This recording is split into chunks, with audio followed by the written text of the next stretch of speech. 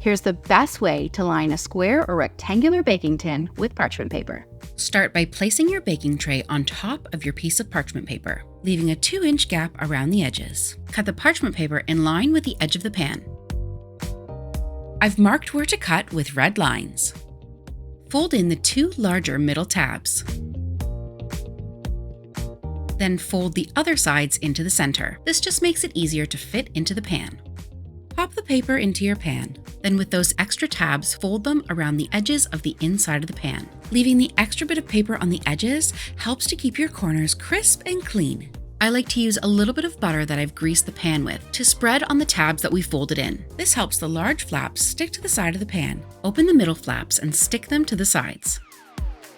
I crease the edges over the sides of my pan. These little flaps make it really easy to lift your bake out of the pan once it's finished. If you found this useful, make sure to subscribe to my channel. And if you're looking to line a round pan, check out my video here.